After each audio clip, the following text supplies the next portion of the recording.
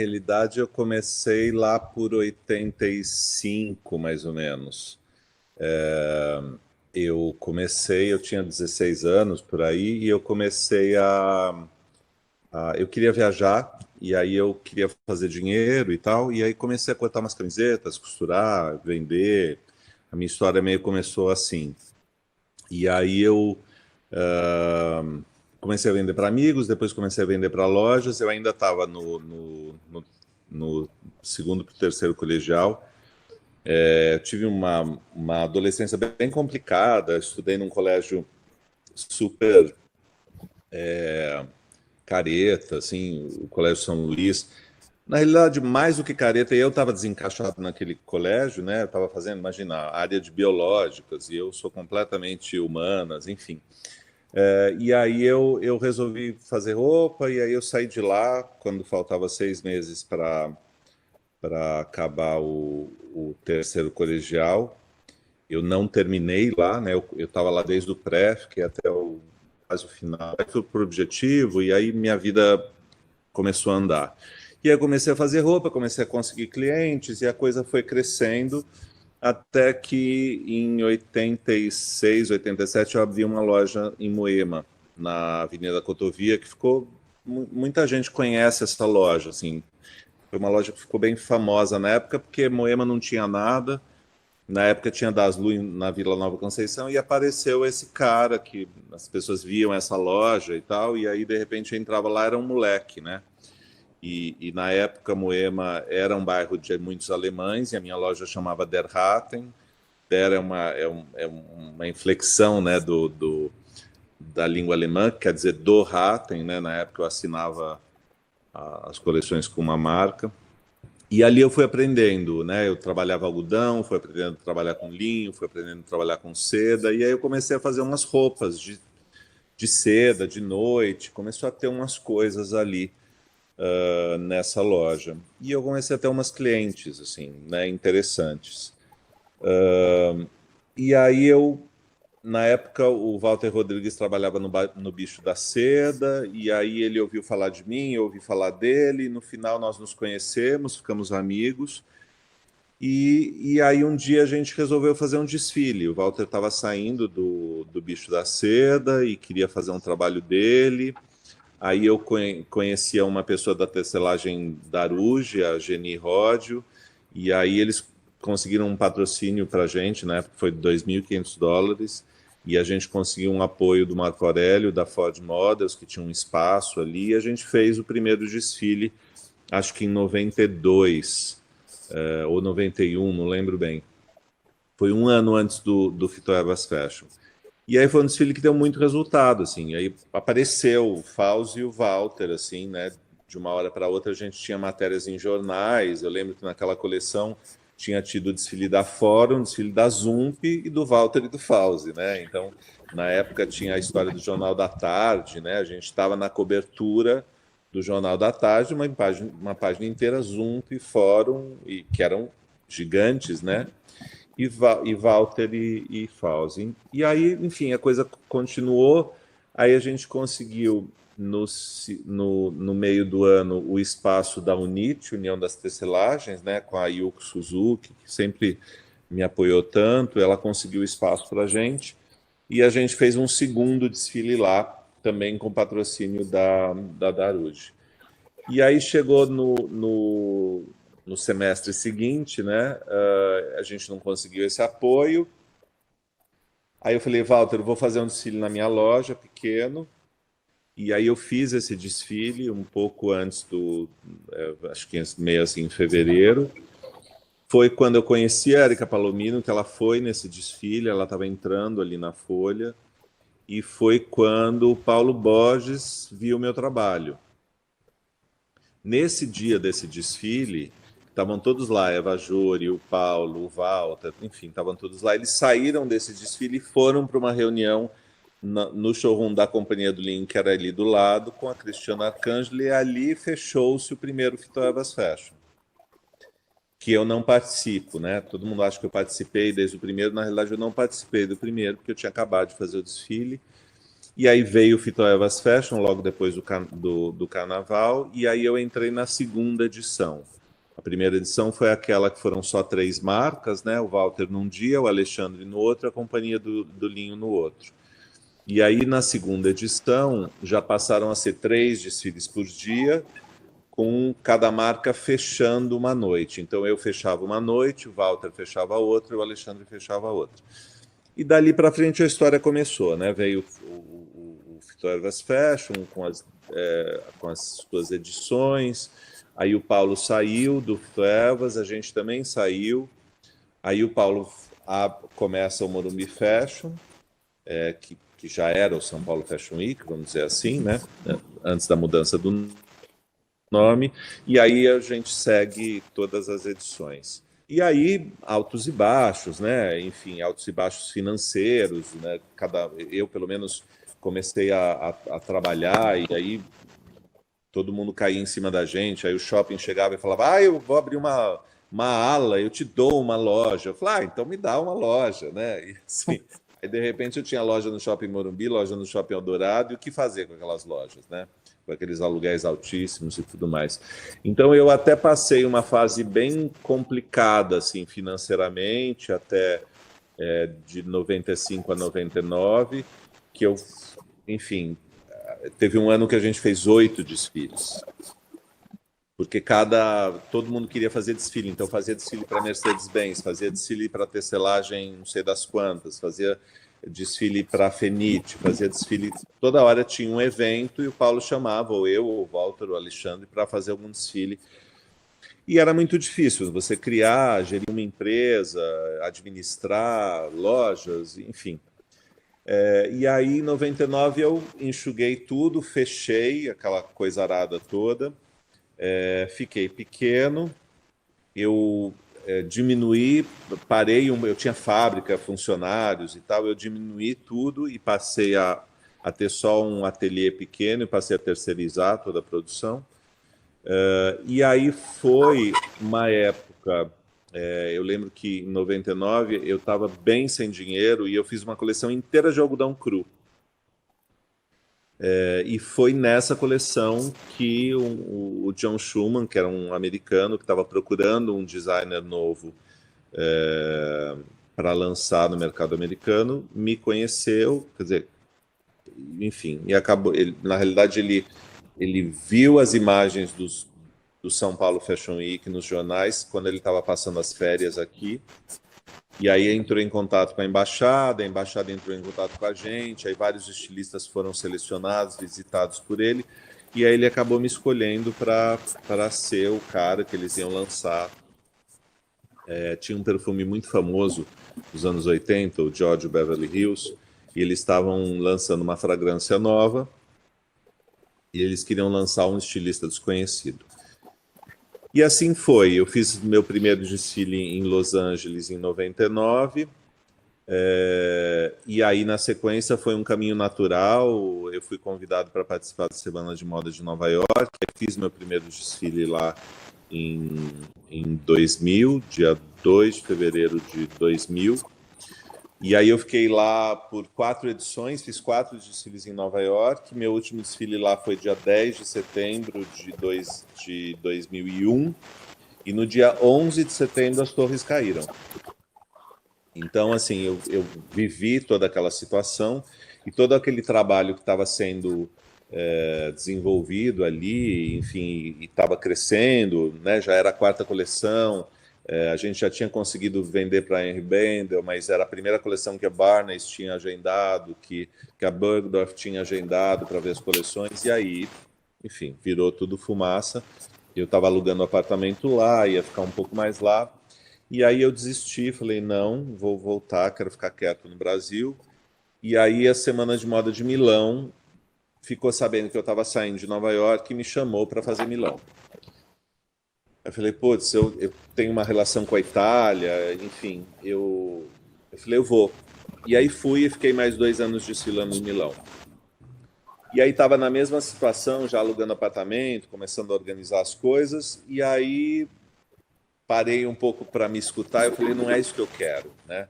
A gente gastava uma fortuna fazendo esses desfiles e eu Eu estava de novo tentando começar a me dividir entre São Paulo e Milão, e eu falei, eu não quero ficar quieto, gosto do Brasil, eu não gosto de inverno.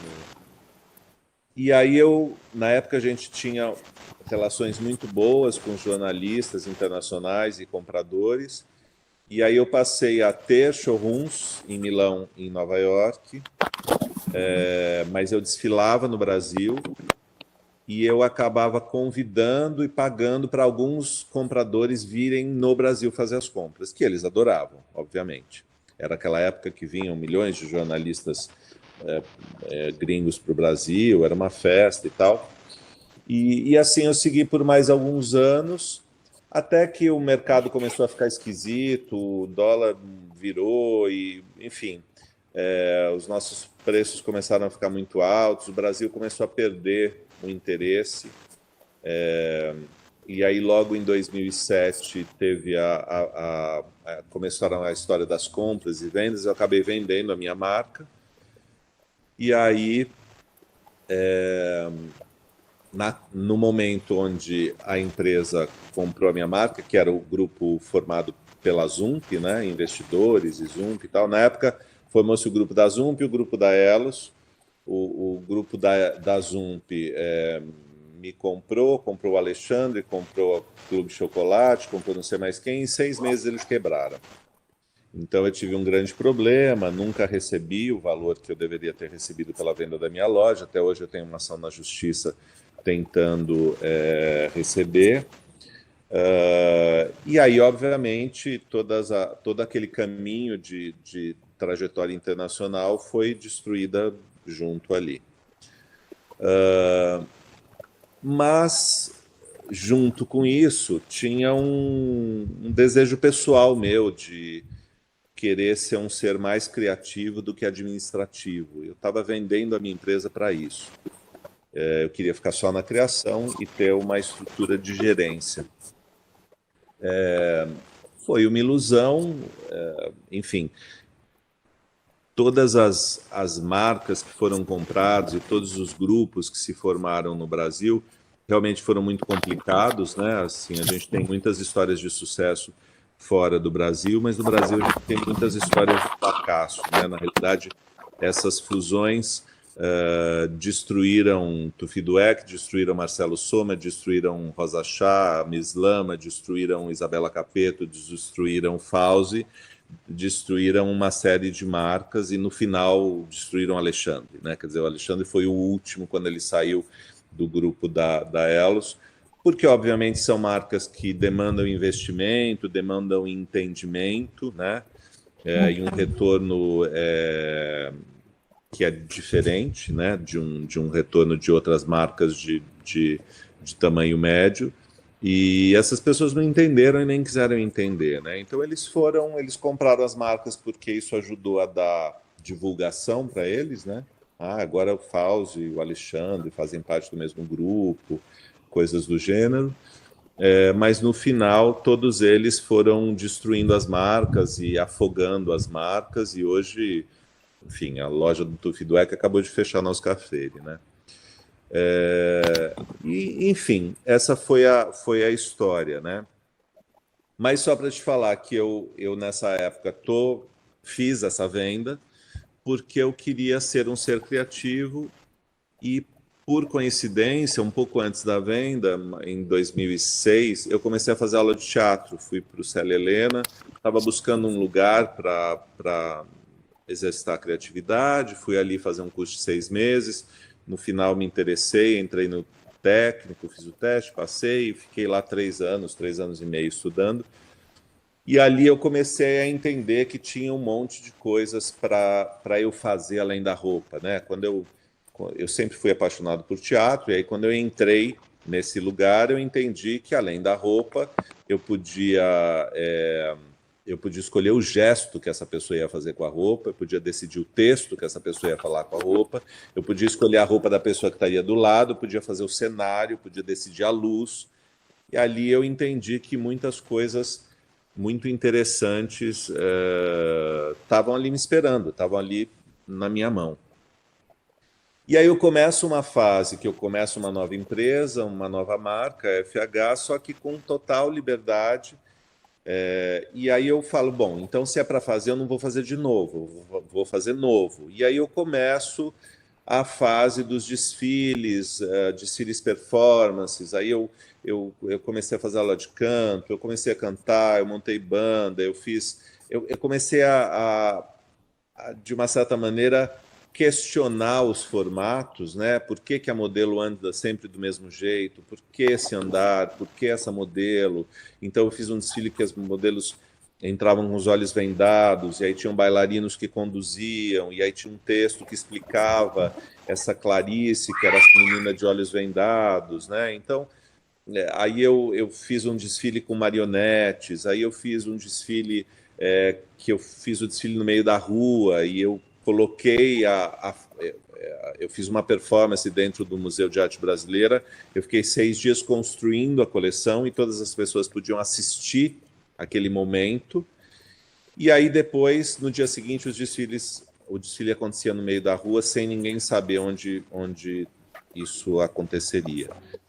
Então, assim, eu fui pirando mesmo, né? No início todo mundo se assustava comigo, depois já virou uma coisa, bom, vamos ver o que o Fauzi vai fazer agora.